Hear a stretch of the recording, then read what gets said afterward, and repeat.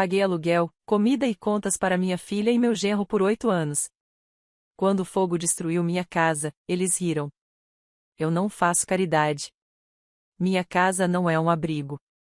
Essas palavras saíram da boca de Jéssica enquanto eu estava parada à porta dela, com uma mala velha na mão e cinzas ainda nas minhas roupas.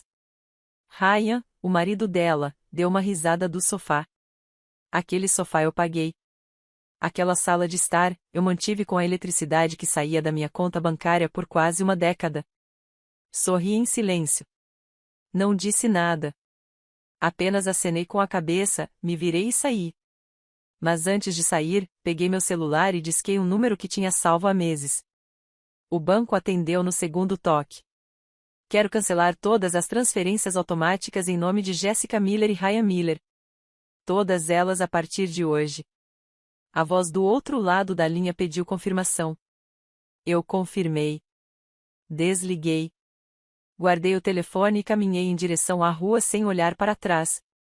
No dia seguinte, meu celular tinha 45 chamadas perdidas. Mas deixe-me contar como cheguei até aqui. Porque esta história não começa com um incêndio. Começa muito antes. Começa com uma menininha de olhos grandes que costumava dormir no meu peito e me chamar de herói. Jéssica nasceu nas primeiras horas de uma manhã de abril. Ela veio ao mundo chorando alto, com os punhos cerrados, como se já soubesse que a vida não seria fácil. Eu tinha 25 anos e estava sozinha. O pai dela tinha ido embora 6 meses antes, quando descobriu que ela estava a caminho. Ele me deixou com 2 empregos, um apartamento minúsculo e uma promessa quebrada. Mas quando a segurei em meus braços pela primeira vez, nada disso importou. Ela era minha e eu seria suficiente para nós duas. Criei-a por um triz. Literalmente, trabalhava limpando casas de segunda a sábado. Aos domingos, lavava a roupa de outras pessoas para ganhar um dinheiro extra. Jéssica cresceu nas casas onde eu trabalhava, brincando nas cozinhas enquanto eu lavava o chão. As mulheres para quem eu trabalhava às vezes lhe davam biscoitos. Outras vezes, olhavam para mim com pena, mas eu mantinha a cabeça erguida porque estava construindo algo. Eu estava dando a ela uma vida. Lembro-me do cheiro do cabelo dela depois do banho, aquele aroma de sabonete barato que ficava nas minhas mãos quando eu penteava o cabelo dela antes de dormir. Lembro-me de como ela me abraçava com toda a sua força quando eu chegava em casa cansada do trabalho, como se aquele abraço pudesse aliviar todo o peso do dia. Lembro-me de uma vez, quando ela tinha 6 anos, ela me desenhou em um pedaço de papel com um vestido cheio de flores e escreveu embaixo com letras tortas: "Minha mamãe é a mais bonita do mundo." Guardei aquele desenho por anos. Levava-o comigo para cada novo lugar para onde nos mudávamos. Colocava-o na parede de cada lugar onde morávamos. Era meu lembrete de que todo o esforço valia a pena. Jéssica cresceu. Tornou-se adolescente. Começou a me olhar de forma diferente. Não corria mais para me abraçar quando eu chegava em casa. Não me abraçava mais. Começou a ter vergonha do meu trabalho, das minhas roupas, das minhas mãos calejadas. Mas eu entendi. Ou pelo menos foi o que eu disse a mim mesma. É normal. Faz parte do crescimento. Ela vai superar isso. Mas ela não superou isso. Aos 22 anos, conheceu Ryan, um homem alto, de sorriso fácil e lábia. Gostei dele à primeira vista. Parecia educado. Parecia tratá-la bem. Apresentou-me como sua futura sogra com uma reverência exagerada que me fez rir. Jéssica parecia feliz, e isso era a única coisa que importava para mim. Eles se casaram 1 ano depois. Foi um casamento pequeno na prefeitura. Paguei o almoço para 10 pessoas em um restaurante modesto. Jéssica usava um vestido branco que compramos juntos em um brechó.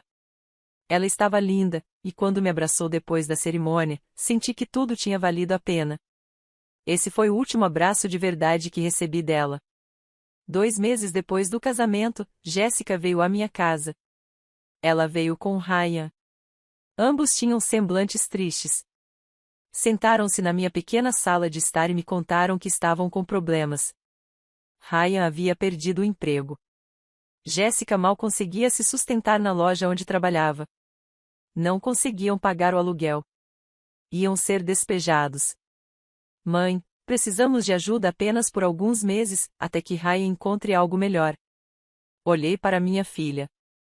Vi em seus olhos o mesmo apelo que ela fazia quando criança e queria algo que não podíamos comprar. E, como sempre, não consegui dizer não. Naquele dia, dei-lhes $400. Era quase tudo o que eu tinha economizado. Eles prometeram me devolver em 3 meses. Passaram-se 3 meses, depois 6, depois 1 ano. O dinheiro nunca voltou, mas os pedidos, sim. Mãe, precisamos que você pague a conta de luz este mês. Mãe, as compras do supermercado estão muito caras. Mãe, o carro do Ryan precisa de conserto. E eu paguei. Sempre paguei porque ela era minha filha. Porque trabalhei a vida inteira para que ela pudesse ter mais do que eu. Porque é isso que as mães fazem. Elas se sacrificam. Se necessário, se despedaçam, mas os pedaços nunca são suficientes. Depois de 2 anos, não eram mais pedidos. Eram exigências disfarçadas de necessidades urgentes. Jéssica parou de dizer por favor. Ryan parou de fingir vergonha. Eles simplesmente me mandavam mensagens com valores e datas, e eu transferia o dinheiro sem dizer uma palavra. $1.500 por mês para aluguel, $500 para alimentação, $200 para contas de luz, água e internet, $300 para diversas despesas que nunca me explicaram, e às vezes mais em caso de emergências, que sempre aconteciam. Continuei trabalhando. Aos 65 anos, eu ainda limpava casas. Minhas costas doíam, meus joelhos estalavam cada vez que eu me abaixava, mas eu não podia parar porque minha filha precisava de mim.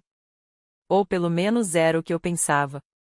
A verdade é que ela nunca precisou de mim. Ela só precisava do meu dinheiro. Os anos passaram como água entre meus dedos. Completei 70 anos. Meu corpo já não respondia como antes. Tive que deixar alguns empregos. Meu benefício da Previdência Social se tornou minha única renda, $1.400 por mês. Desse total, $1.800 foram direto para a conta de Jéssica e Ryan. Sim, você leu certo. Eu estava pagando mais do que ganhava. Usei minhas economias, o pouco que me restava, as economias que juntei durante décadas com o sonho de um dia descansar. Mas as mães não descansam. As mães dão até não sobrar nada. E então o fogo começou. Era uma terça-feira à noite. Eu estava dormindo quando o cheiro de fumaça me acordou. A princípio, pensei que fosse um sonho. Aqueles pesadelos em que algo ruim está prestes a acontecer, mas você não consegue se mexer. Mas a fumaça era real, assim como o calor. Levantei da cama com o coração disparado. A casa estava cheia de fumaça cinza. Eu não conseguia enxergar direito. Estava tossindo. Meus olhos ardiam. Apalpei o caminho até a porta do meu quarto. E quando a abri, vi as chamas. Estavam na cozinha, grandes, alaranjadas, vivas, consumindo tudo em seu caminho. Eu não pensei. Apenas agi. Peguei meu celular, meus documentos que guardava numa caixa de metal debaixo da cama e saí correndo descalça, de camisola, para a rua. Os vizinhos já estavam lá fora. Alguém tinha chamado os bombeiros. Outra pessoa colocou um cobertor sobre meus ombros. Só pude assistir enquanto minha casa queimava. Aquela casa onde morei por 30 anos, onde criei Jéssica, onde guardei todas as lembranças da minha vida. Os bombeiros chegaram 20 minutos depois. Mas era tarde demais. Quando conseguiram apagar o fogo, não havia mais nada. Apenas paredes pretas, cinzas, entulho. O telhado havia desabado. Os móveis viraram carvão. Minhas roupas, minhas fotos, o desenho que Jéssica tinha feito para mim quando eu era criança. Tudo. Sentei-me na calçada e chorei. Chorei como não chorava há anos. Porque não era apenas uma casa. Era toda a minha vida transformada em fumaça. Um homem me emprestou algumas roupas. Me ofereceu chá quente. Disse que eu podia ficar o tempo que precisasse, mas eu sabia que não podia abusar da sua boa vontade. Ele já tinha feito o suficiente. Na manhã seguinte, liguei para Jéssica. Minha voz tremia quando contei o que tinha acontecido. Eu esperava que ela dissesse algo como: "Mãe, venha para cá imediatamente." Ou: "Não se preocupe. Já estamos indo te buscar." Ou simplesmente: "Você está bem. Isso é tudo que importa." Mas o que ela disse foi: "E o seguro?" Eu não tinha seguro, Jéssica. Eu não tinha condições de pagar. Houve um longo silêncio do outro lado da linha. Depois, um suspiro. Então, a voz dela, fria como gelo. "Bem, mãe, que pena. Mas não podemos te ajudar. Mal temos o suficiente para nós mesmos." Mal dava para eles, que moravam no apartamento de 2 quartos que eu pagava, comiam com o dinheiro que eu enviava e tinham internet, luz, água e TV a cabo graças às minhas transferências mensais. "Jéssica, por favor. Só preciso de um lugar para ficar por alguns dias até decidir o que fazer." Ouvi vozes do outro lado da linha. Era Jéssica falando com Ryan. Não conseguia entender exatamente o que diziam, mas o tom era claro. Estavam discutindo e não concordavam sobre me ajudar. Então Jéssica voltou ao telefone. "Mãe, você pode vir se quiser, mas só por alguns dias, e vai ter que dormir no sofá porque não temos espaço." Aceitei. Não tinha outra escolha. Juntei as poucas coisas que o vizinho me emprestara, agradeci-lhe 1000 vezes e peguei um ônibus para o apartamento da minha filha. O apartamento que eu estava sustentando. Quando cheguei, bati na porta com o coração pesado. Ryan abriu. Ele me olhou de cima a baixo. Não disse olá. Não perguntou como eu estava. Simplesmente deu um passo para o lado para me deixar passar. Jéssica estava na cozinha. Ela nem se virou quando eu entrei. "Deixe suas coisas aí e não faça bagunça." Eu estava parada no meio da sala de estar com minha pequena bolsa na mão, o corpo cansado e a vida em pedaços, e tudo o que recebi foi indiferença. Naquela noite, dormi no sofá, mas na verdade não dormi. Apenas fechei os olhos e fiquei ouvindo os sons daquela casa. Jéssica e Ryan conversando no quarto deles, a televisão ligada até tarde. A geladeira que eu tinha ajudado a comprar. Tudo me lembrava o quanto eu havia dado e o quão pouco recebi em troca. Na manhã seguinte, levantei cedo. Fiz café. Arrumei um pouco as coisas. Queria ser útil, queria que eles vissem que eu não era um fardo. Mas quando Jéssica saiu do quarto e me viu na cozinha, fez uma careta. "Mãe, não toque nas minhas coisas. Eu estava apenas fazendo café." "Bem, eu não te pedi isso." Mordi a língua. Servi-me uma xícara e sentei-me no sofá. Ryan saiu mais tarde. Ele nem olhou para mim. Pegou uma xícara de café, serviu-se e voltou para o quarto. 3 dias se passaram assim. 3 dias em que eu era invisível na casa que eu pagava. 3 dias em que cada movimento meu parecia incomodá-los. 3 dias em que engoli minha dor para não os incomodar. No 4º dia, tomei coragem. Eu estava sentada na sala de estar quando Jéssica chegou do trabalho. Aproximei-me dela com cautela. "Jéssica, querida, preciso falar com você." Ela largou a bolsa na mesa e olhou para mim com irritação. "O que é agora?" "Preciso ficar aqui mais um pouco. Só até encontrar alguma coisa. Um quarto. Um lugarzinho?" "Não tenho para onde ir." Jéssica suspirou. Aquele suspiro que eu já conhecia. Aquele suspiro que dizia: "Você é um problema." "Mãe, eu já te disse que não podemos. Ryan e eu precisamos do nosso espaço." "Mas querida, eu não tenho nada. Perdi tudo no incêndio. Só preciso de uma pequena ajuda." Ela olhou fixamente para mim, e o que vi em seus olhos me gelou o sangue. Não havia compaixão, nem amor, apenas irritação. "Mãe, você sempre foi assim. Sempre esperando que os outros resolvessem seus problemas." "Meus problemas." Ela disse, "meus problemas." Como se eu tivesse escolhido que minha casa pegasse fogo. Como se eu não tivesse passado os últimos 8 anos resolvendo os dela. Mas eu não disse nada novamente. Apenas assenti com a cabeça e voltei para o sofá.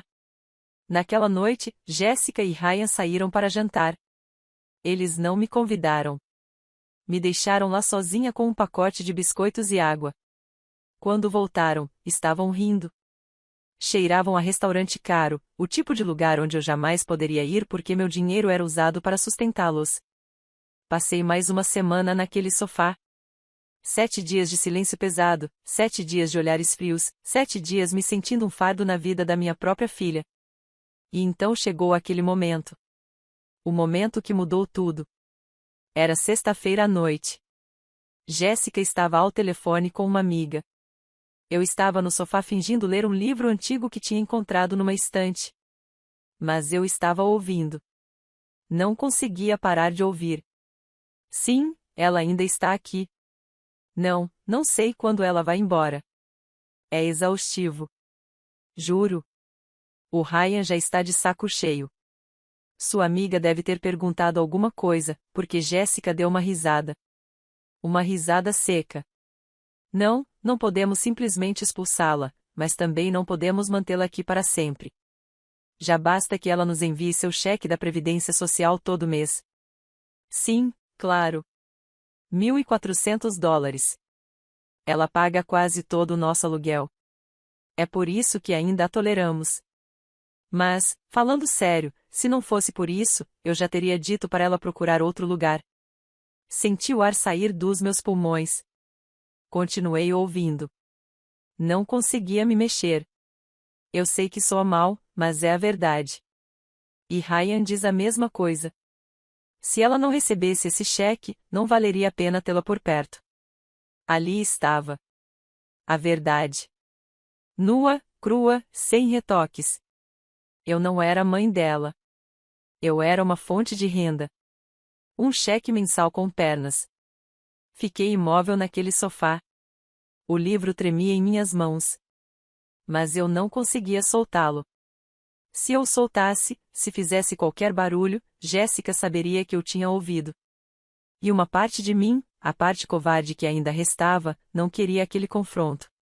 Jéssica continuava conversando com a amiga, ria sem parar, descrevendo como era irritante minha presença ali, como se eu fosse um estorvo, como se a minha presença sujasse a casa dela.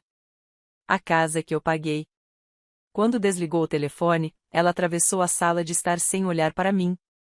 Entrou no quarto dela e fechou a porta. Ouvi a voz dela misturada com a de Ryan. Ouvi risadas.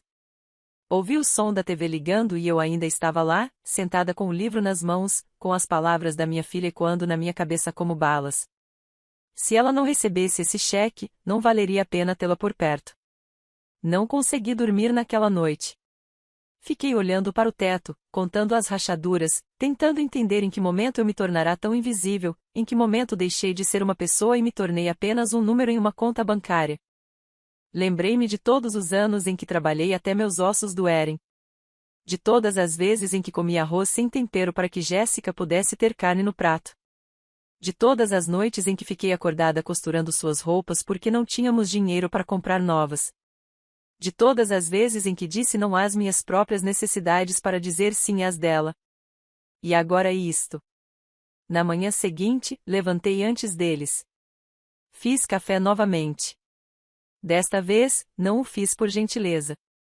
Fiz porque precisava manter as mãos ocupadas. Precisava fazer algo normal enquanto meu mundo desmoronava por dentro. Jéssica saiu do quarto bocejando. Pegou uma caneca sem dizer bom dia. Sentou-se à mesa e pegou o celular. Nem sequer olhou para mim. Ryan apareceu mais tarde. Fez o mesmo. Mesa de centro. Telefone. Silêncio. Eu as observava da cozinha e me perguntava como havia criado uma pessoa capaz de tamanha frieza. Me questionava em que momento parei de ensiná-la sobre gratidão, ou se, na verdade, parei, e ela simplesmente escolheu não ouvir. Os dias se passaram, cada um mais pesado que o anterior. Cada interação com eles era como andar sobre ovos. Eu tinha medo de falar, medo de perguntar, medo de existir neste espaço que supostamente também era meu. Certa tarde, Jéssica chegou em casa com sacolas de compras. Sacolas cheias de comida cara, queijos importados, vinho, carnes de primeira qualidade. Ela as colocou na geladeira enquanto eu fiquei sentada na sala. Ela não me ofereceu nada. Não disse: mãe, comprei algo para você também. Ela simplesmente guardou tudo e foi para o quarto dela. Naquela noite, comi pão com manteiga. Eles comeram bife com batatas e salada. Sei disso porque o cheiro impregnou o apartamento inteiro. Fiquei no sofá fingindo que não estava com fome, fingindo que não me importava. Mas eu me importava, sim. Não com a comida, mas com o que ela representava. O desprezo, a indiferença, a mensagem clara de que eu não merecia nem as sobras do que meu dinheiro comprava. No dia seguinte, Ryan falou comigo pela primeira vez em uma semana. Eu estava na sala assistindo televisão quando ele chegou do trabalho. Carol, preciso que você me faça um favor. Olhei para ele, surpresa. Era a primeira vez que ele falava comigo sem que eu perguntasse nada primeiro. O que você precisa? A transferência deste mês ainda não chegou. Já é dia 15 e o aluguel vence amanhã. Ah, claro. Não era um favor. Era um lembrete, uma reclamação disfarçada de conversa informal. Já fiz a transferência, Ryan. Deve estar em processamento. Ele assentiu com a cabeça sem agradecer. Foi para o quarto dele. Foi só isso. Essa foi a nossa interação. Um lembrete de que eu só servia para uma coisa. Os dias se transformaram em semanas. 2 semanas vivendo naquele sofá. 2 semanas sentindo minha dignidade se esvair um pouco mais a cada dia.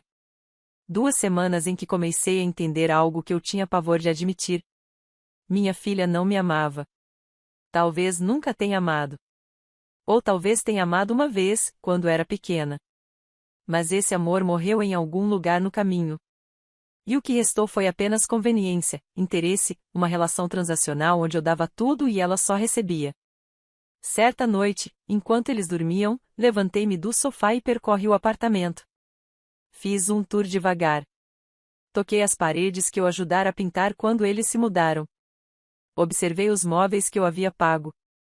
A televisão, o micro-ondas, as cortinas. Cada objeto naquela casa carregava meu suor, meu esforço, meu sacrifício. E, no entanto, eu era o intruso. Cheguei ao quarto deles. A porta estava entreaberta. Consegui ver suas silhuetas dormindo. Jéssica de costas para Ryan. Ele roncando baixinho. Pareciam tranquilos, confortáveis, sem nenhuma preocupação no mundo. Por que teriam preocupações? Mamãe paga tudo. Voltei para o sofá. Sentei-me no escuro. E, pela primeira vez em muito tempo, senti algo diferente. Não era tristeza. Não era dor. Era raiva. Uma raiva fria e silenciosa que crescia como um fogo lento no meu peito. Eu mereço mais do que isso. A frase surgiu na minha mente com tanta clareza que quase a pronunciei em voz alta. Eu mereço mais do que ser tratada como um cheque. Eu mereço mais do que dormir no sofá na casa que eu mesma cuido. Eu mereço mais do que migalhas de respeito. E então algo mudou. Eu não precisava ficar. Eu não precisava continuar me submetendo a isso. Sim, eu havia perdido minha casa. Sim, eu estava em uma situação difícil. Mas isso não significava que eu tinha que aceitar a humilhação. Não significava que eu tinha que implorar por amor de alguém que claramente não tinha nenhum para dar. Levantei-me. Fui até a cozinha. Abri meu celular. Procurei nos meus contatos até encontrar um nome para o qual não discava há anos. Sharon Wallace, minha amiga de infância, a mulher com quem cresci no mesmo bairro pobre, aquela que se mudou para outro estado há 15 anos, mas que sempre me mandava uma mensagem no Natal. Olhei a hora, 3 horas da manhã. Tarde demais para ligar, mas mandei uma mensagem para ela. Sharon, é a Carol. Desculpe escrever a essa hora. Podemos conversar amanhã? Preciso de um conselho. Deixei o telefone sobre a mesa. Não esperava uma resposta imediata. Voltei para o sofá. Fechei os olhos. E, pela primeira vez em semanas, senti algo parecido com esperança. Na manhã seguinte, meu celular tinha 3 mensagens de Sharon. Carol, claro. Me liga quando puder. Estou aqui. Liguei para ela. Contei tudo. O incêndio, a indiferença de Jéssica, as palavras que ouvi, como me senti. Chorei enquanto falava, e ela ouviu. Não me interrompeu. Não me julgou. Apenas ouviu. Quando terminei, houve um silêncio. Então, sua voz, firme e clara, disse: Carol, saia daí hoje. Venha para minha casa. Tenho espaço. Você pode ficar o tempo que precisar. Sem condições, sem pressão. Você é minha amiga. E amigas não se abandonam. Mas Sharon, eu não quero ser um fardo. Você não é um fardo. Você é uma mulher que precisa de ajuda. E eu vou te ajudar. Junte o pouco que você tem e venha. Desliguei o telefone com lágrimas nos olhos. Mas desta vez não eram lágrimas de tristeza. Eram lágrimas de alívio. Jéssica e Ryan tinham ido trabalhar. Eu estava sozinha em casa. Fui até o sofá e peguei minhas coisas. Não tinha muita coisa, uma muda de roupa, meus documentos e meu celular. Só isso. Mas antes de ir embora, fiz mais uma coisa. Sentei-me à mesa.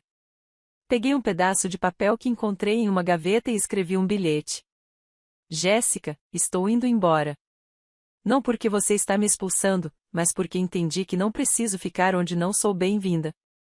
Obrigada por deixar claro o meu verdadeiro valor para você. Assinei meu nome. Deixei o bilhete sobre a mesa. E saí daquele apartamento de cabeça erguida. A viagem de ônibus até a casa de Sharon durou 3 horas. 3 horas olhando pela janela. 3 horas pensando em tudo que eu havia deixado para trás. Não apenas o apartamento de Jéssica, mas anos. Décadas de devoção, de sacrifício, de me entregar completamente, na esperança de que um dia minha filha visse tudo o que eu fiz por ela. Mas ela viu, e não se importou. Sharon morava numa pequena cidade nos arredores da cidade grande, uma área tranquila com ruas de terra e casas simples. Quando cheguei, ela estava me esperando na porta. Ela me viu descer do ônibus com minha pequena mochila e correu até mim. Ela não disse nada. Apenas me abraçou. E naquele abraço, algo dentro de mim se rompeu, algo que eu vinha reprimindo há semanas. Chorei em seu ombro. Chorei como uma criança. Desabafei tudo o que não pude chorar na casa da Jéssica, porque lá eu nem sequer tinha permissão para isso. Sharon me abraçou até que eu não tivesse mais lágrimas. Então, ela pegou minha mão e me levou para dentro. A casa dela era pequena, mas aconchegante. Cheirava a café fresco e pão caseiro. Havia plantas nas janelas, fotos nas paredes. Vida. Havia vida em cada canto. Sente-se. Vou pegar algo para você comer. Não estou com fome. Sharon, não me importo. Você vai comer de qualquer jeito. Ela preparou um prato com ovos mexidos, bacon e torradas. Colocou o prato na minha frente e sentou-se ao meu lado. Não disse em coma. Não disse nada. Apenas ficou sentada comigo enquanto eu começava a comer lentamente. E foi estranho porque aquele prato simples, aquela comida simples, tinha um sabor melhor do que qualquer coisa que eu tivesse provado em semanas, porque vinha com algo que eu não recebia há muito tempo. Carinho. Quando terminei, Sharon recolheu os pratos e me mostrou o quarto onde eu ficaria. Era um quarto pequeno com uma cama de solteiro, uma mesa de cabeceira e uma janela com vista para o jardim. Não é muita coisa, mas é seu. Pelo tempo que você precisar. Obrigada, Sharon. Você não imagina o quanto isso significa para mim. Ela tocou meu ombro com ternura. Eu sei exatamente o quanto isso significa, porque eu também já estive sozinha. E sei como é bom ter alguém que te estenda a mão quando você mais precisa. Naquela noite, dormi numa cama de verdade, com lençóis limpos e um travesseiro macio. E, pela primeira vez em muito tempo, dormi a noite toda sem interrupções, sem medo, sem aquele peso constante no peito. Na manhã seguinte, acordei com o cheiro de café. Saí do quarto e encontrei Sharon na cozinha preparando o café da manhã. Ela sorriu ao me ver. Bom dia. Como você dormiu? Parece que não durmo há anos. Que bom. Sente-se. Está quase pronto. Tomamos o café da manhã juntos. Conversamos sobre coisas simples, o tempo, os vizinhos dela, o gato dela, que se chamava Buddy, e passamos o dia todo dormindo no sofá. Não falamos sobre Jéssica. Não falamos sobre o incêndio. Não falamos sobre nada pesado, e isso foi um alívio. Depois do café da manhã, Sharon teve que ir trabalhar. Ela fazia a limpeza em uma escola na cidade. Ela me disse que voltaria ao meio-dia e que eu podia ficar à vontade, que eu podia usar o que quisesse, que eu não precisava pedir permissão para nada. Fiquei sozinha naquela casa silenciosa. Percorri os cômodos. Sentei-me no jardim. Observei as flores que Sharon cultivava com tanto carinho. E, pela primeira vez em muito tempo, consegui respirar. Mas a paz não durou muito. Às 11 horas da manhã, meu celular começou a tocar. Era Jéssica. Recusei a chamada. Tocou de novo. Recusei de novo, e de novo, e de novo. Então as mensagens começaram. Mãe, onde você está? Mãe, atenda o telefone. Mãe, isso é ridículo. Você não pode simplesmente ir embora assim. Li as mensagens sem responder. Não tinha nada a dizer a ela. Já tinha dito tudo o que precisava naquele bilhete que deixei sobre a mesa dela. Mas Jéssica não desistiu. As ligações continuaram uma após a outra até que finalmente desliguei o telefone. Eu precisava de silêncio. Precisava pensar. Precisava decidir o que faria da minha vida dali em diante. Quando Sharon voltou ao meio-dia, contei-lhe sobre as ligações. Ela franziu a testa. O que você vai fazer? Não sei. Uma parte de mim quer responder. Ela é minha filha, mas outra parte sabe que, se eu responder, ela vai me manipular. Ela vai me fazer sentir culpada e eu vou acabar voltando. Então não responda. Não até que você saiba exatamente o que quer dizer. Ela tinha razão. Eu não estava pronta para falar com a Jéssica. Eu não estava pronta para encará-la. Eu ainda estava processando tudo. Eu ainda estava me recuperando. Passaram-se 3 dias. 3 dias de paz na casa de Sharon. 3 dias em que comecei a me sentir como uma pessoa novamente, não um fardo, não um cheque, mas como Carol, uma mulher de 70 anos que trabalhou a vida toda, que amou com todo o coração, que merecia respeito. Naqueles dias, Sharon e eu conversamos muito. Contei a ela sobre os 8 anos em que paguei tudo para Jéssica. Contei sobre as humilhações, sobre como me sentia invisível na minha própria vida, e ela ouviu sem julgamento, sem dizer eu te avisei, sem me fazer sentir tola. Ela simplesmente ouviu. Certa noite, enquanto tomávamos chá em seu jardim, Sharon me disse algo que ficou gravado na minha memória. Carol, você sabe qual é o problema de dar tanto? As pessoas se acostumam. E quando você se acostuma a receber, você para de ser grato. Você para de valorizar o que recebe. E começa a exigir como se fosse um direito seu. Foi exatamente isso que aconteceu com Jéssica. Sim. E agora você precisa decidir se vai continuar permitindo isso ou se vai estabelecer um limite. Um limite. A palavra parecia tão simples, mas implicava algo enorme. Implicava dizer não. Implicava confrontar minha filha. Implicava aceitar que talvez nosso relacionamento nunca fosse o que eu sonhava. No 4º dia, liguei meu celular. Tinha 63 chamadas perdidas. Todas da Jéssica, e mensagens. Muitas mensagens. As primeiras eram exigentes. As do meio, raivosas. E as últimas, desesperadas. Mãe, por favor. Precisamos conversar. Mãe, não seja infantil. Mãe, o aluguel vence amanhã e não temos dinheiro. Ali estava a verdade por trás de todas aquelas ligações. Eles não sentiram minha falta. Não estavam preocupados comigo. Só precisavam do meu dinheiro. Li cada mensagem com calma, e algo dentro de mim endureceu, como metal esfriando, como cimento secando. Sharon entrou na sala e me viu com o telefone na mão. Você está bem? Sim, acho que finalmente estou enxergando as coisas com clareza. O que você vai fazer? Vou fazer algo que deveria ter feito anos atrás. Peguei um pedaço de papel e comecei a escrever. Anotei todas as despesas que paguei para Jéssica e Ryan nos últimos 8 anos. Aluguel, comida, contas de luz, água e gás, reparos, emergências, tudo.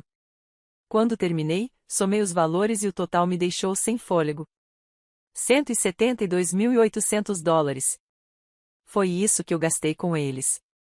$172.800 que eu poderia ter usado para minha aposentadoria, para viver com dignidade, para ter uma reserva financeira em caso de emergências, como um incêndio. Mas não, eu gastei com 2 pessoas que me viam como um caixa eletrônico.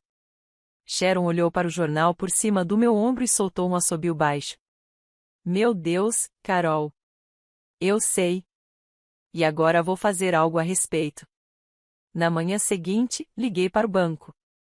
Pedi para falar com um consultor. Expliquei minha situação. Disse a ele que precisava cancelar todas as transferências automáticas que havia configurado para as contas de Jessica Miller e Ryan Miller. Tem certeza, Sra. Peterson? Uma vez cancelado, você teria que configurá-los novamente manualmente se mudar de ideia. Tenho absoluta certeza. Cancele todos eles hoje mesmo. Muito bem. Está registrado que as transferências foram canceladas a partir deste momento. Desliguei o telefone e fiquei sentada em silêncio. Não senti culpa. Não senti dúvida.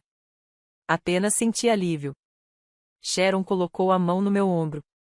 Como você está se sentindo? Livre. Passaram-se 2 dias depois de eu ter cancelado as transferências. 2 dias de uma estranha calma, como o silêncio antes da tempestade. Eu sabia o que estava por vir. Sabia que a qualquer momento Jéssica iria perceber e sabia que, quando isso acontecesse, tudo explodiria. Mas desta vez, eu estava preparado. Sharon esteve comigo em todos os momentos. De manhã, tomávamos café da manhã juntas. À tarde, caminhávamos pela cidade. À noite, sentávamos em seu jardim para tomar chá e conversar sobre a vida. Ela não me pressionava. Não perguntava o que eu faria em seguida. Ela simplesmente estava lá, presente, firme. E isso significava mais do que palavras poderiam expressar. No terceiro dia, a tempestade chegou. Eram 8 horas da manhã. Eu estava ajudando Sharon a regar as plantas quando meu celular começou a tocar. Olhei para a tela. Jéssica. Recusei a chamada. Tocou de novo imediatamente. Recusei novamente. Então as mensagens começaram a chegar uma após a outra. O telefone não parava de vibrar. Mãe, o que você fez? Mãe, a transferência não chegou.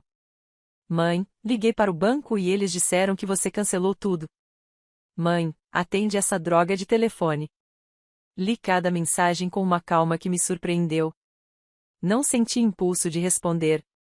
Não senti pânico. Não senti culpa. Apenas senti que estava fazendo a coisa certa. Sharon se aproximou e olhou para o meu celular. Será que é ela? Sim. Você vai responder? Ainda não.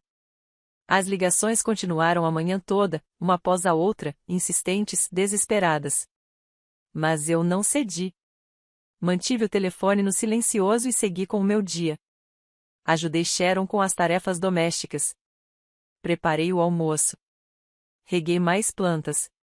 E a cada ligação que eu recusava, me sentia um pouco mais forte. À tarde, Ryan também começou a ligar. Isso me surpreendeu. Em 8 anos, Ryan nunca havia discado meu número. Nunca ligou para perguntar como eu estava. Nunca me procurou para nada que não fosse relacionado a dinheiro. E agora o nome dele estava piscando na minha tela repetidamente. Recusei as ligações dele também. Ao anoitecer, as mensagens mudaram de tom. Deixaram de ser exigentes e passaram a ser ameaçadoras. Mãe, isso é uma loucura. Você não pode simplesmente nos deixar assim. Mãe, você vai nos colocar na rua. É isso que você quer? Mãe, se você não nos ajudar, vamos perder o apartamento. Li aquelas palavras e algo dentro de mim se quebrou. Mas não de tristeza, e sim de raiva. Vamos perder o apartamento. Como se fosse o apartamento deles, como se eles tivessem pago por ele. Como se eu não tivesse sido quem sustentou aquele teto sobre suas cabeças por 8 longos anos. E agora que eu não tinha mais teto, eles riram. Naquela noite, enquanto jantava com Sharon, finalmente falei com ela. Sabe o que dói mais, Sharon? Não é que eles me usaram. Não é que eles me desrespeitaram.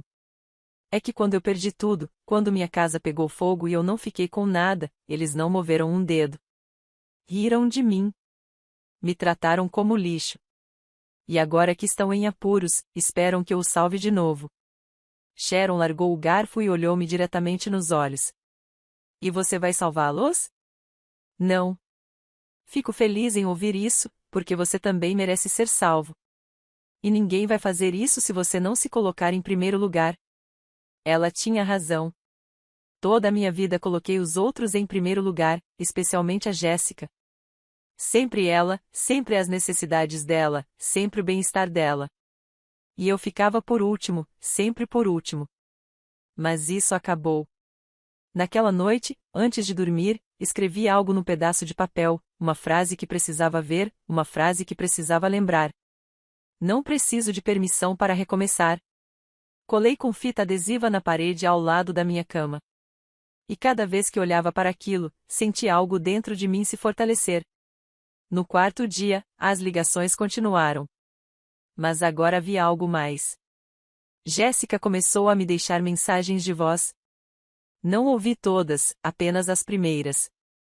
E foi o suficiente. Mãe, por favor. Estamos desesperados. O proprietário nos deu 3 dias para pagar ou vai nos despejar. Não temos mais ninguém. Só você. Por favor, mãe, não faça isso conosco. Não façam isso conosco. Como se eu fosse o vilão. Como se eu fosse o responsável por todo esse problema. Como se 8 anos de irresponsabilidade deles fossem culpa minha. Sharon entrou no quarto e me encontrou sentada na cama com o telefone na mão. O que está errado? Jéssica diz que eles vão ser despejados. E isso te dá vontade de ajudá-los? Não. Mas isso me faz sentir uma mãe ruim. Sharon sentou-se ao meu lado. Carol, escute com atenção. Uma mãe ruim é aquela que abandona os filhos, que não os alimenta, que não lhes ensina valores. Você fez exatamente o oposto. Deu-lhes tudo, até demais, e eles se aproveitaram. Isso não faz de você uma mãe ruim. Faz deles filhos ruins. Suas palavras me atingiram em cheio. Mas era verdade, e eu precisava ouvi-la. Levantei-me da cama e fui até o espelho. Encarei meu reflexo, as rugas ao redor dos meus olhos, os fios grisalhos, as mãos calejadas de tanto trabalho. Aquele era o rosto de uma mulher que havia dado tudo, que havia sacrificado tudo. E ela merecia mais. No 5º dia, tomei uma decisão. Precisava de ajuda jurídica. Precisava saber quais eram os meus direitos. Precisava entender se conseguiria recuperar ao menos parte do que havia dado. Sharon recomendou um advogado na cidade. O nome dele era Patrick Innes. Ele tinha um pequeno escritório na rua principal. Sharon disse que ele era uma boa pessoa e não cobrava muito. Marquei uma consulta para aquela mesma tarde. Quando cheguei ao escritório, Patrick me cumprimentou com um sorriso gentil. Ele era um homem na casa dos 50 anos, usava óculos de grau grosso e tinha uma voz calma. Por favor, sente-se, Sra. Peterson. Como posso ajudá-la? Contei-lhe tudo desde o início. Os 8 anos pagando pela Jéssica e pelo Ryan, o incêndio, a humilhação, os telefonemas desesperados depois que cortei o dinheiro. Ele ouviu em silêncio. De vez em quando, anotava algo. Não me interrompeu uma única vez. Quando terminei, ele tirou os óculos e os limpou com um lenço. Sra. Peterson, lamento muito pelo que a senhora passou e quero ser honesto com a senhora. Legalmente, será difícil recuperar esse dinheiro porque as transferências foram voluntárias. Não há contrato. Não há nenhum acordo por escrito em que eles se comprometam a lhe reembolsar. Meu coração afundou. Então, não posso fazer nada. Eu não disse isso. Eu disse que será difícil, mas não impossível. Podemos tentar um processo por enriquecimento ilícito. Podemos demonstrar que você lhes deu dinheiro sob a promessa implícita de que seria temporário, que eles se aproveitaram da sua boa vontade. Não há garantia de que vamos ganhar, mas podemos tentar. E quanto isso custaria? Normalmente, eu cobraria $1.000 por um caso como este, mas vou lhe dar um desconto. $500. E se não ganharmos, você não me deve mais nada. Olhei para as minhas mãos. $500 era muito dinheiro para mim, mas também era a minha dignidade. Era o meu direito de lutar. Certo, vamos fazer isso. Patrick sorriu. Muito bem. Vou precisar que você me traga todos os comprovantes de transferência que tiver. Extratos bancários, mensagens de texto onde pediram dinheiro. Qualquer evidência que mostre o padrão de abuso. Eu os tenho. Guardo tudo. Perfeito. Então vamos começar. Saí daquele escritório com algo que não senti há semanas. Esperança. Não há esperança de reaver o dinheiro. Isso era secundário. Mas a esperança de que finalmente alguém me levasse a sério.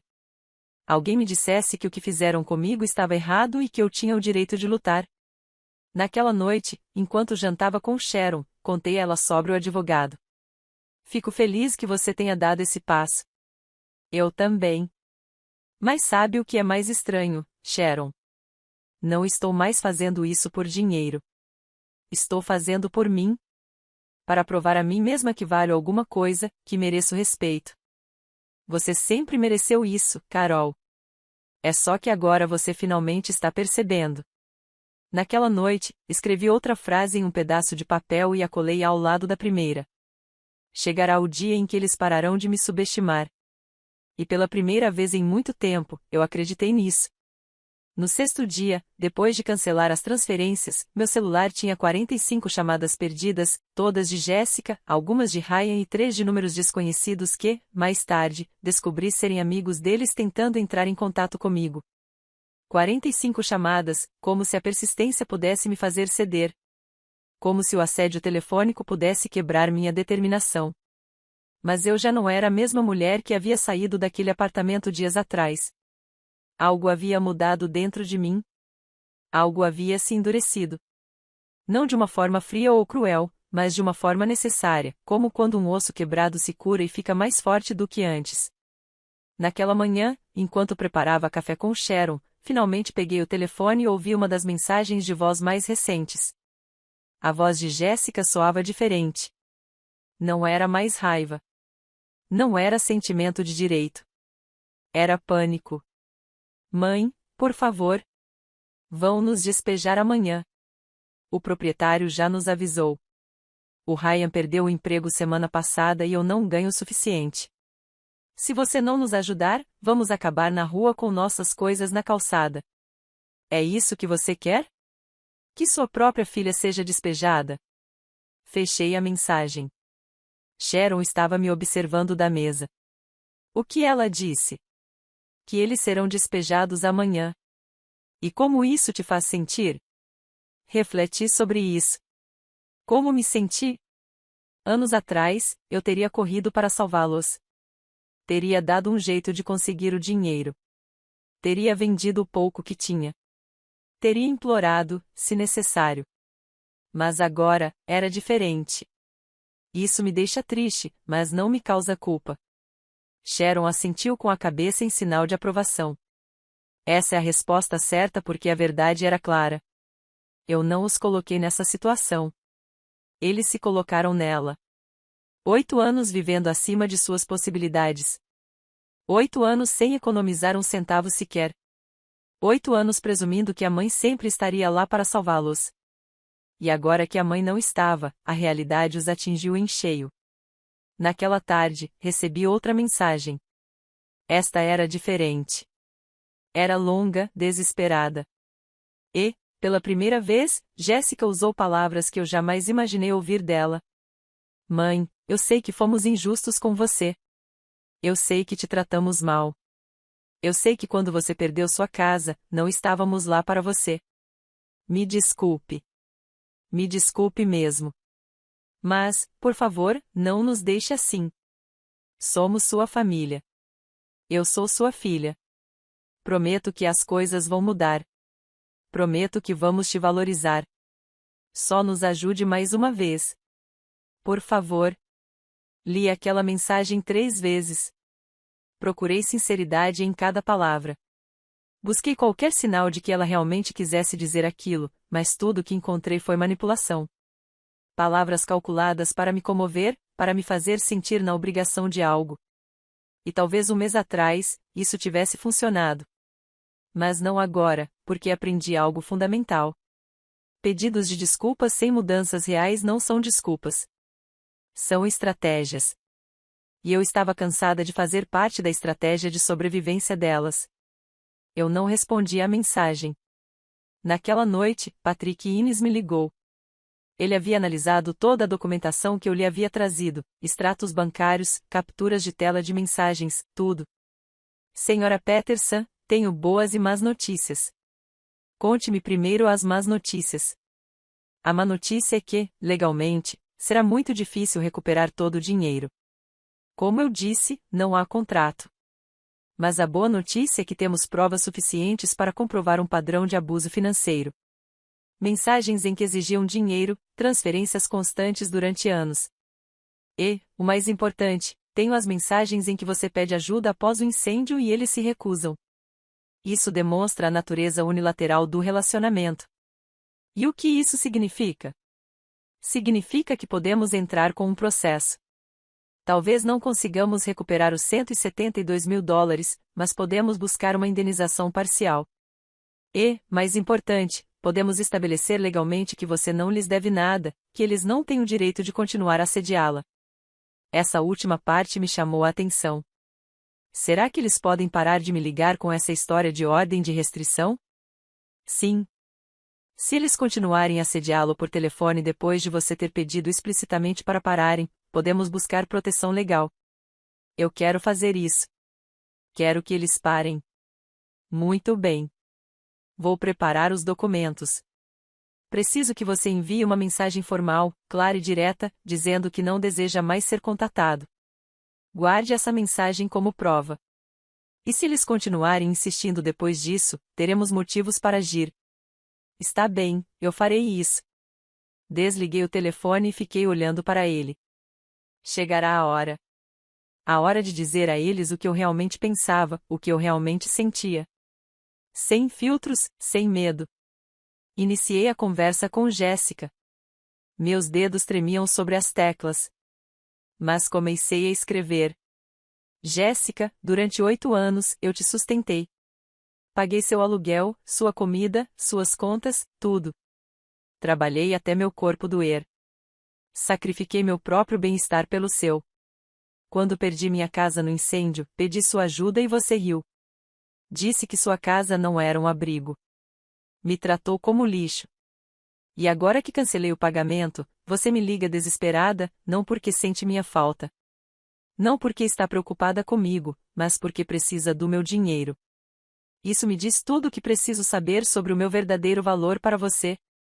Não vou te ajudar. Não vou te enviar mais um centavo e não quero que você me ligue novamente. Se continuar me contatando, tomarei medidas legais. Esta conversa termina aqui. Reli a mensagem 5 vezes antes de enviá-la. Cada palavra era verdadeira. Cada palavra doía, mas cada palavra era necessária. Apertei enviar e bloqueei o número dela. Também bloqueei o número do Ryan e os números desconhecidos que estavam me ligando. Silêncio. Finalmente, houve silêncio. Sentei-me no jardim de Sharon. A noite estava tranquila. Eu podia ouvir os grilos. O vento sussurrava suavemente entre as folhas, e eu estava em paz. Sharon trouxe 2 xícaras de chá e sentou-se ao meu lado. Você fez isso?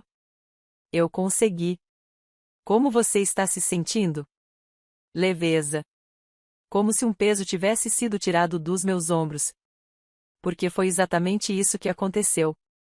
Durante anos, carreguei a responsabilidade pela vida de Jéssica, seus problemas, suas decisões, seus fracassos. E agora finalmente me libertei desse fardo. Não era mais minha responsabilidade. Os dias seguintes foram estranhos. Havia uma calma que eu não estava acostumado a sentir. Sem ligações urgentes, sem mensagens exigindo dinheiro, sem crises para resolver, apenas dias tranquilos na casa de Sharon. De manhã, eu ajudava nas tarefas domésticas. À tarde, lia livros que queria ler há anos, mas nunca tinha tempo.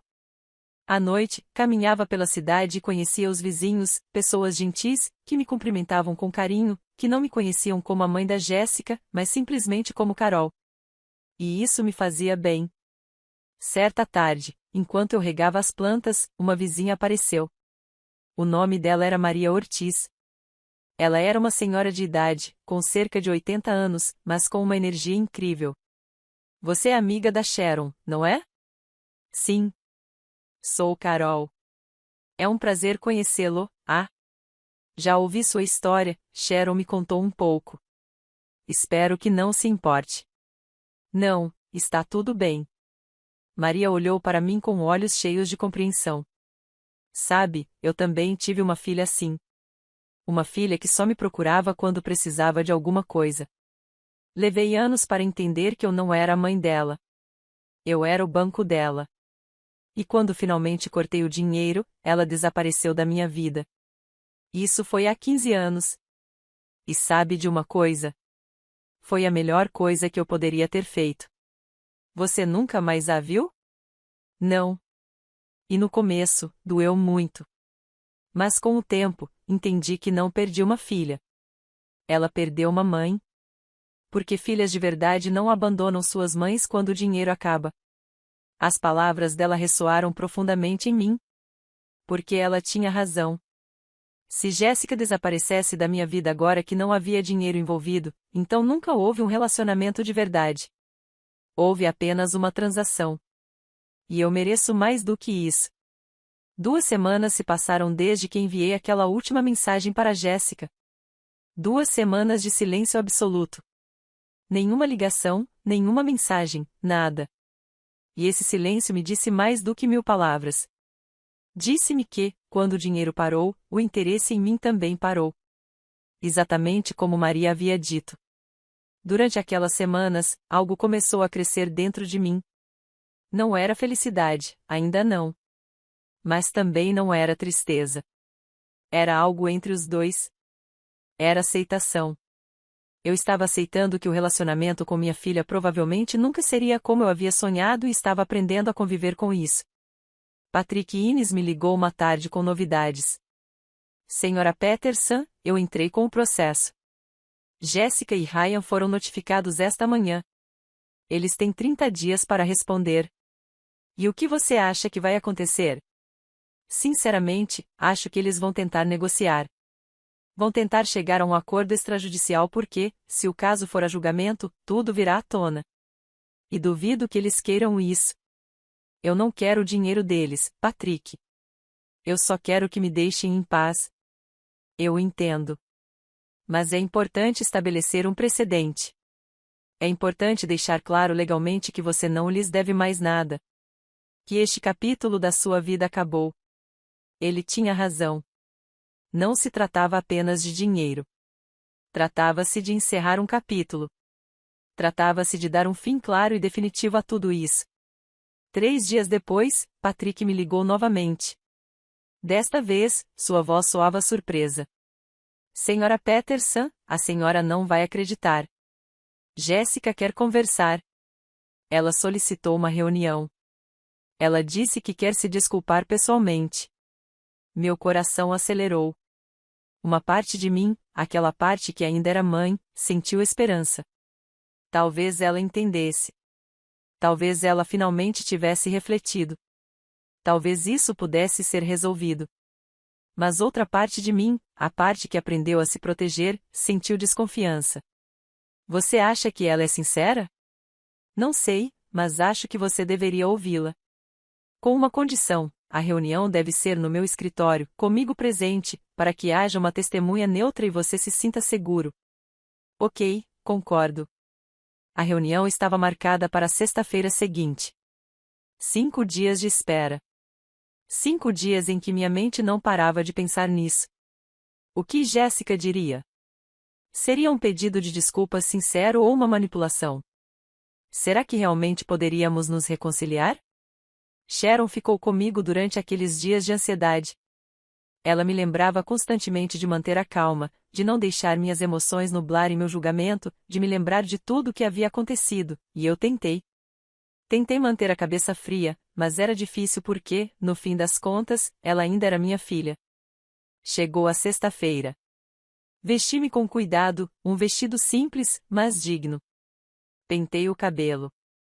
Olhei-me no espelho e disse a mim mesma: não importa o que aconteça hoje, não permitirei que me desrespeitem novamente. Sharon me levou de carro até o escritório de Patrick. Chegamos 10 minutos antes do horário marcado. Patrick me cumprimentou com um sorriso tranquilizador. Está tudo pronto. Eles devem chegar a qualquer momento. Lembrem-se, vocês não precisam dizer nada que não queiram.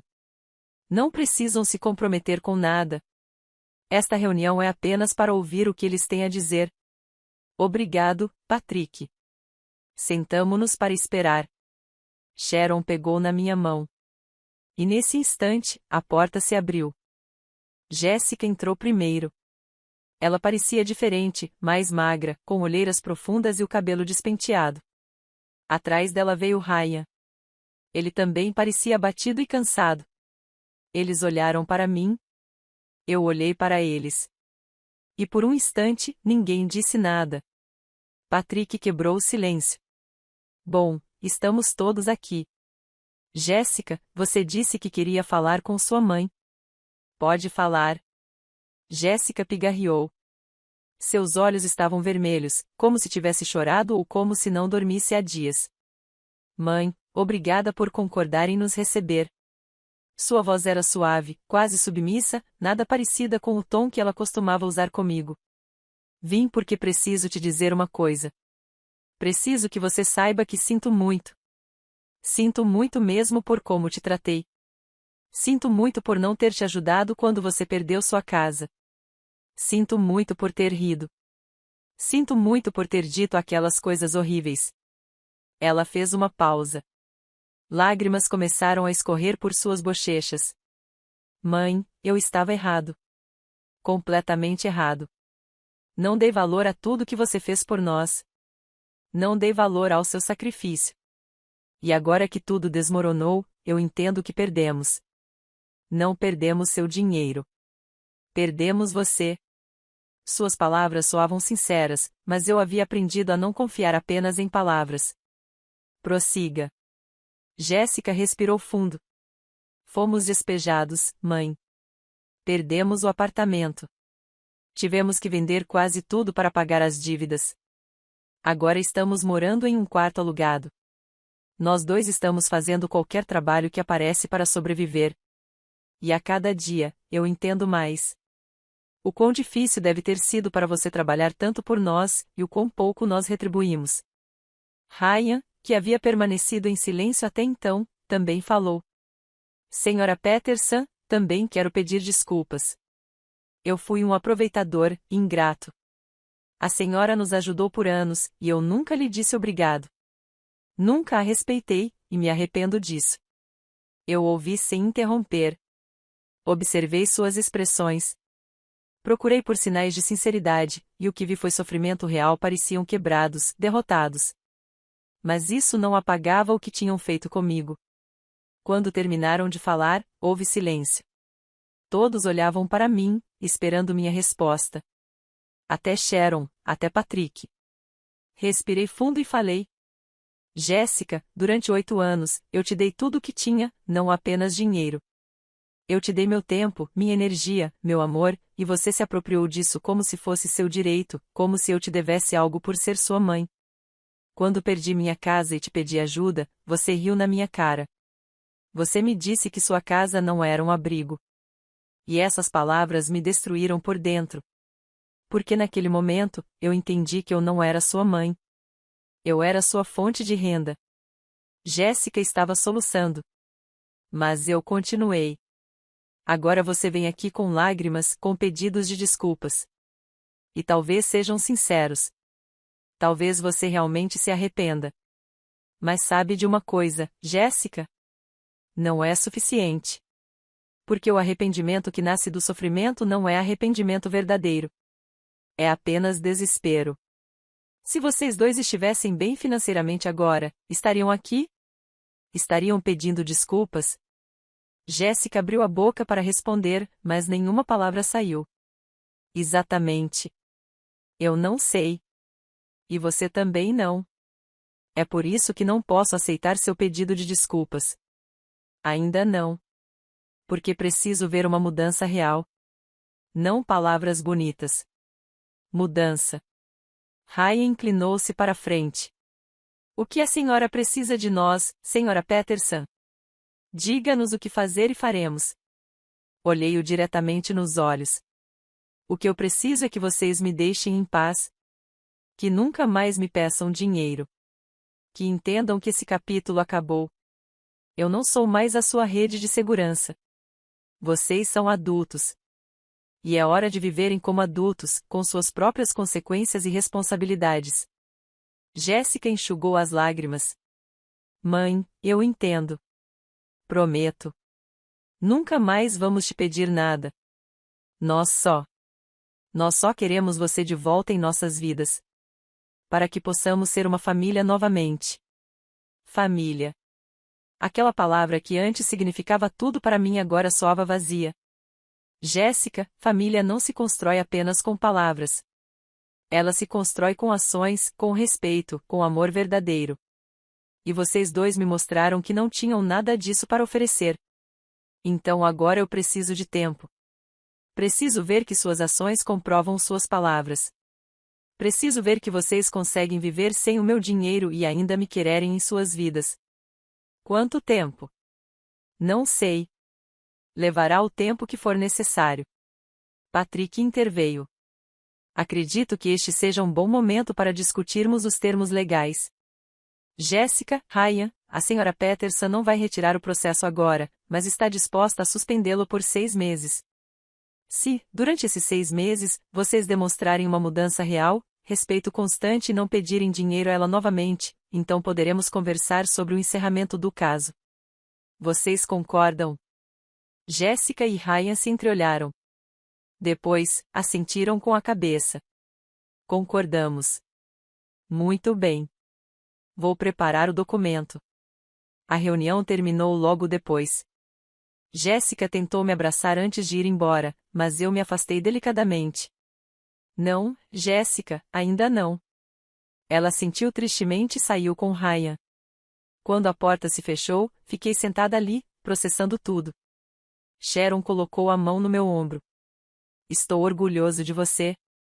Fiz a coisa certa? Você fez o que seu coração precisava fazer, e isso é sempre a coisa certa a fazer.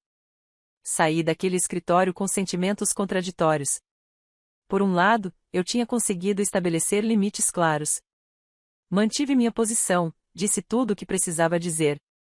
Mas, por outro lado, ver Jéssica daquele jeito, quebrada e arrependida, doeu. Porque, não importa o quanto ela tivesse me machucado, ela ainda era minha filha.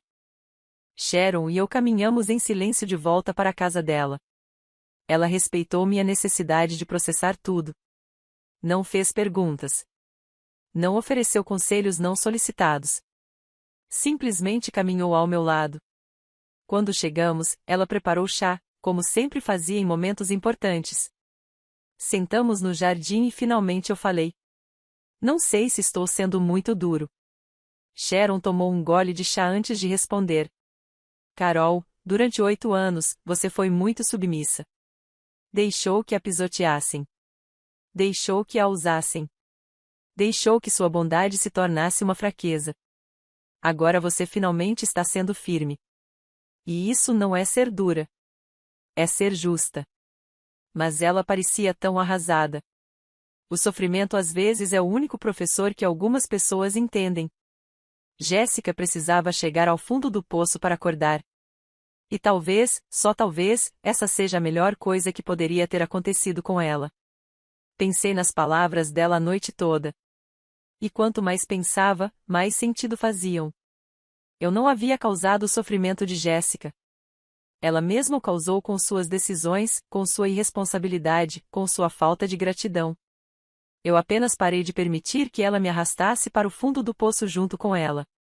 Os dias seguintes foram de adaptação emocional. Houve momentos em que me senti forte e segura da minha decisão, e houve momentos em que a dúvida me consumiu. Naqueles momentos, reli as frases que havia escrito e colado na parede. Eu mereço mais do que isso. Não preciso de permissão para recomeçar. O dia chegará em que eles pararão de me subestimar. E acrescentei uma nova frase: não vim em busca de vingança. Vim para recuperar o que me pertence, porque era exatamente isso que eu estava fazendo. Eu não buscava vingança. Não estava tentando destruir Jéssica. Eu só queria recuperar minha dignidade, minha paz, minha vida. Um mês após a reunião, recebi uma mensagem de Jéssica. Foi breve. Mãe, consegui um segundo emprego. Não estamos mais atrasados com o aluguel. Só queria que você soubesse. Não estou pedindo nada. Só quero que saiba que estamos nos esforçando. Não respondi imediatamente. Deixei para lá. Li várias vezes. Procurei por sinais de manipulação, mas só encontrei um simples relatório. Uma tentativa de mostrar que ela estava cumprindo o combinado. 2 semanas depois, outra mensagem. Mãe, hoje é seu aniversário. Eu sei que você provavelmente ainda não quer falar comigo, mas eu queria te desejar um feliz aniversário. Eu te amo. Isso me surpreendeu porque ela estava certa. Era meu aniversário. Eu estava completando 71 anos e tinha me esquecido completamente. Estava tão focada na recuperação, na reconstrução, que nem me lembrava da data. Sharon organizou uma pequena comemoração. Ela convidou Maria, a vizinha que me contou sua história, e Denise, outra amiga da cidade com quem eu me dava muito bem. Elas fizeram um bolo. Cantaram parabéns para você. E, pela primeira vez em anos, comemorei meu aniversário cercada por pessoas que realmente me apreciavam, pessoas que não queriam nada de mim além da minha companhia. Naquela noite, antes de dormir, respondi à mensagem de Jéssica. Obrigado por se lembrar. Não disse mais nada, mas foi um passo. Um pequeno passo, mas ainda assim um passo. Os meses continuaram a passar. Jéssica enviava mensagens ocasionais, nunca pedindo nada, apenas atualizações. Que ela tinha quitado uma dívida, que Ryan tinha encontrado um emprego melhor, que eles estavam economizando, pequenos relatos sobre a vida dela, e eu as lia. Mas não respondia a todas, apenas algumas. Quando sentia que eram genuínas, quando sentia que não havia segundas intenções. Enquanto isso, minha própria vida começou a tomar forma.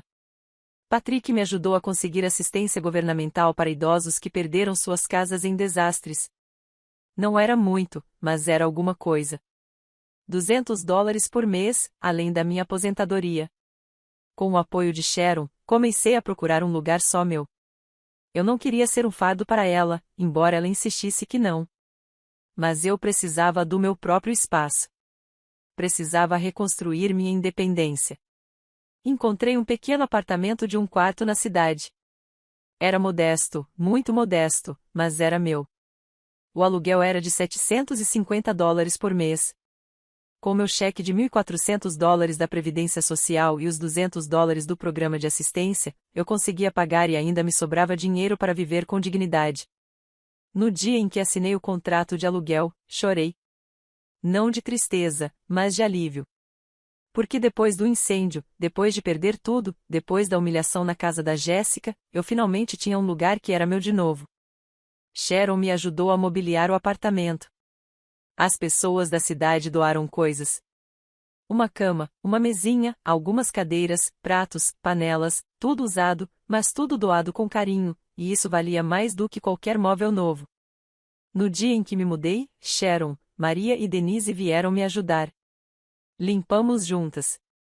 Organizamos juntas. E quando terminamos, sentamos no chão porque eu ainda não tinha cadeiras suficientes. E brindamos com suco de laranja. Aos novos começos, disse Maria, erguendo seu copo. Aos novos começos, repetimos todos nós. Naquela noite, dormi na minha própria cama, no meu próprio quarto, no meu próprio apartamento. E senti algo que não sentia há muito tempo. Senti que estava em casa. 3 meses depois da minha mudança, Jéssica pediu para me ver novamente. Desta vez, não foi por intermédio de Patrick. Ela me escreveu diretamente. Mãe, já faz 4 meses desde o nosso último encontro. Eu sei que você disse que precisava de um tempo e respeitei isso, mas eu gostaria de te ver se você quiser. Sem pressão, sem expectativas. Eu só quero te ver. Pensei nisso durante dias. Conversei com Sharon. Conversei com Patrick. E finalmente decidi que sim, eu haveria. Mas nos meus termos. Respondi, certo, você pode vir ao meu apartamento no domingo às 15 horas. Só você, o Ryan ainda não. Ela aceitou imediatamente. Chegou o domingo. Limpei meu pequeno apartamento.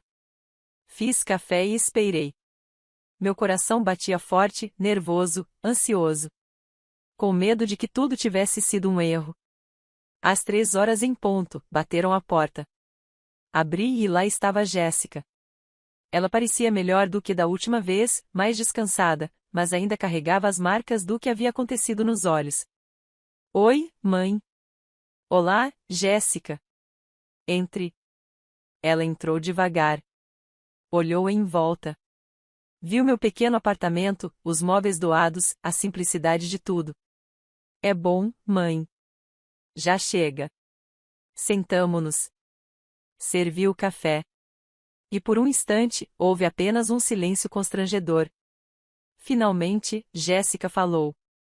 Mãe, eu vim porque quero que você saiba que tenho pensado muito sobre tudo, sobre como eu te tratei, sobre o que eu perdi.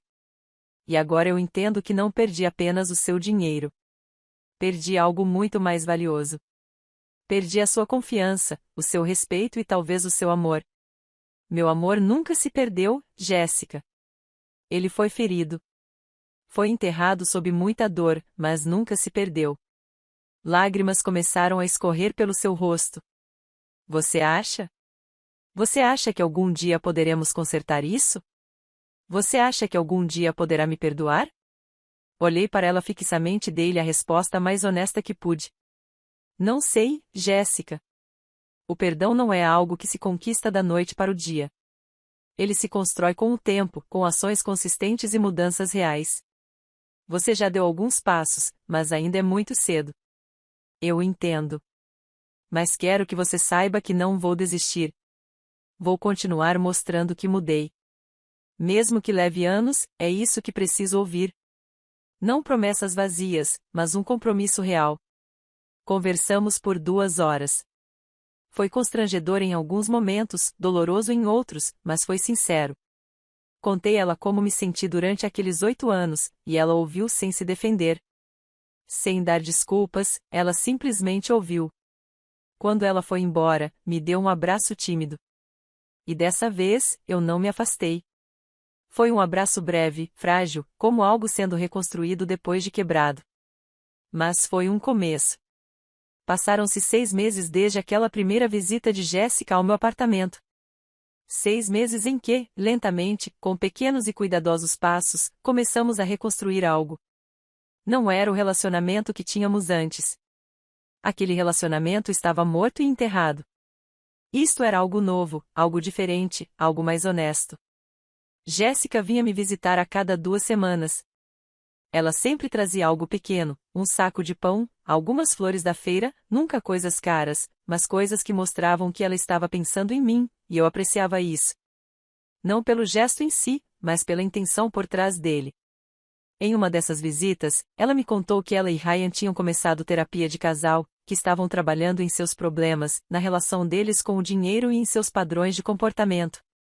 Ela também me disse que Ryan queria se desculpar comigo pessoalmente, mas que entenderia se eu não estivesse pronta. Ainda não, eu lhe disse. E ela aceitou sem insistir.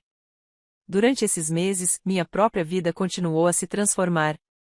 Consegui um pequeno emprego limpando a biblioteca da cidade 2 vezes por semana. Não era muito, $50 por semana, mas me mantinha ativa. Me dava um propósito e me permitia economizar um pouco a cada mês. Pela primeira vez em anos, eu tinha uma reserva financeira. Não era muita coisa. $200 guardados numa lata de café na minha cozinha, mas eram meus. Ninguém me pediu. Ninguém precisava mais do que eu. E isso me deu uma sensação de liberdade.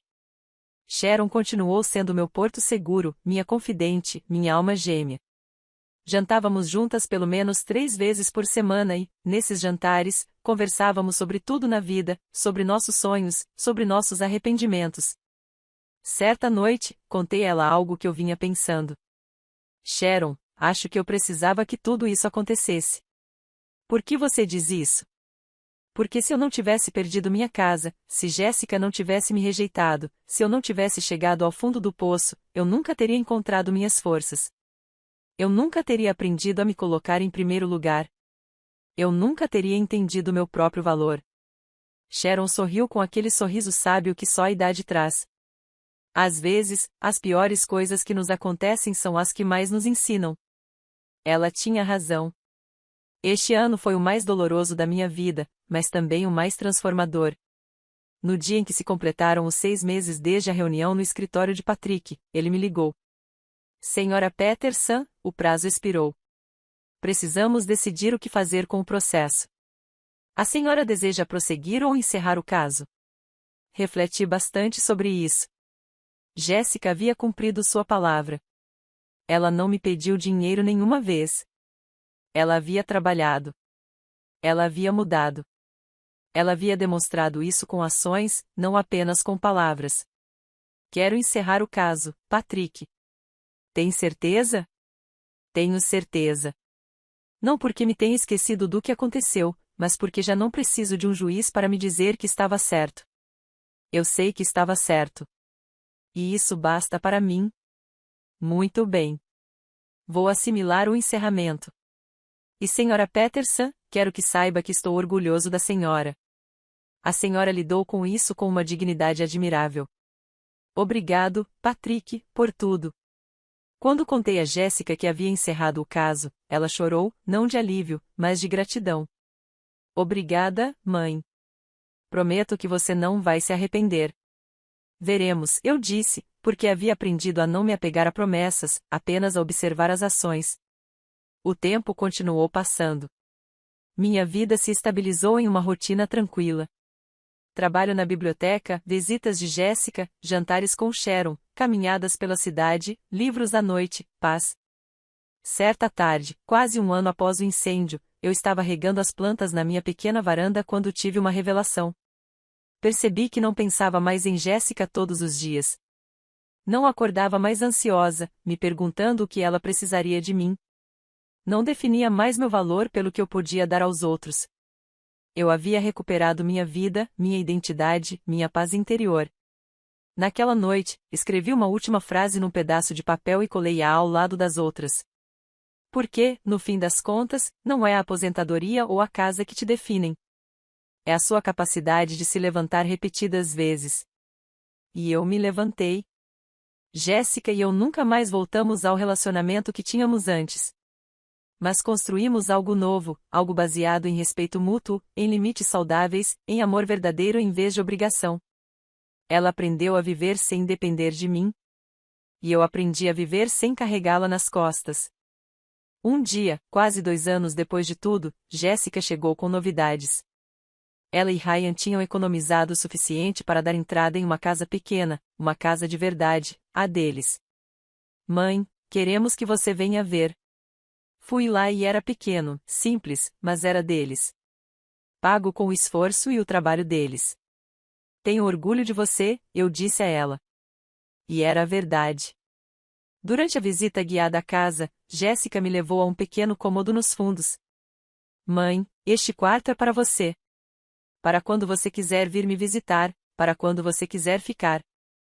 Sem condições, sem expectativas. Só porque você é minha mãe e eu te amo. Olhei para o quarto. Havia uma cama, uma mesinha, uma janela com luz natural e, na parede, um quadro. Aproximei-me para vê-lo. Era o meu desenho. Aquele que ela tinha feito para mim quando tinha 6 anos. Aquele que dizia, minha mãe é a mais bonita do mundo. Aquele que eu achava que tinha se perdido no incêndio. Como você conseguiu isso? Eu o guardei numa caixa no meu apartamento durante anos. Quando descobri que sua casa tinha pegado fogo, procurei por ele. Queria te dar, mas naquele momento, fui tão egoísta. Nem me passou pela cabeça. Encontrei-o há alguns meses enquanto limpava, e soube que tinha que estar aqui. Lágrimas escorreram pelo meu rosto, não de tristeza, mas de algo muito mais profundo, de cura. Eu abracei minha filha, e dessa vez foi diferente. Não foi o abraço desesperado de alguém procurando por algo. Foi o abraço genuíno de duas pessoas que se perderam e se reencontraram. Eu não me mudei para aquele quarto.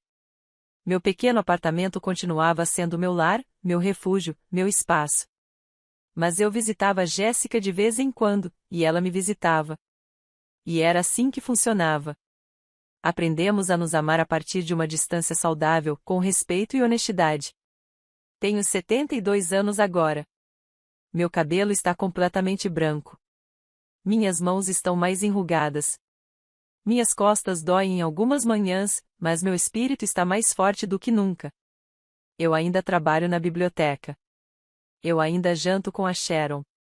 Eu ainda passeio pela cidade. Eu ainda leio. Eu ainda vivo. E quando olho para trás e vejo tudo o que aconteceu, não sinto mais raiva. Não sinto ressentimento. Sinto apenas gratidão. Gratidão porque o incêndio que destruiu minha casa não destruiu meu espírito. Gratidão porque a rejeição da minha filha me ensinou o meu próprio valor. Gratidão porque chegar ao fundo do poço me ensinou que eu posso me reerguer. Às vezes, Maria, a vizinha, me pergunta se me arrependo de ter cortado a mesada da Jéssica. Se me arrependo de ter sido tão dura, e eu sempre digo a mesma coisa. Não me arrependo, porque se não o tivesse feito, continuaria invisível na minha própria vida. Continuaria sendo um cheque em vez de uma pessoa. Continuaria morrendo lentamente enquanto fingia estar viva. E eu escolhi viver. As mulheres da minha geração foram criadas para doar, para se sacrificar, para sempre se colocarem em último lugar. E isso é bom até certo ponto. Mas quando doar-se significa perder a dignidade, quando se sacrificar significa desaparecer, então é hora de parar. É hora de dizer basta. É hora de lembrar que você também importa. Ainda existem dias difíceis. Dias em que sinto falta do que poderia ter sido, dias em que me pergunto se fui muito dura ou não tive compaixão suficiente. Mas então me olho no espelho. Vejo a mulher que sou agora. Vejo minha força. Vejo minha dignidade recuperada. Vejo minha paz. E sei que tomei as decisões certas. Esta é a minha história. A história de uma mulher que perdeu tudo e se encontrou no processo. A história de uma mãe que teve que deixar sua filha ir para que ambas pudessem crescer. A história de 70 anos dando e 2 anos aprendendo a receber. E se há uma coisa que eu quero que alguém aprenda com a minha história, é esta: nunca é tarde demais para recomeçar.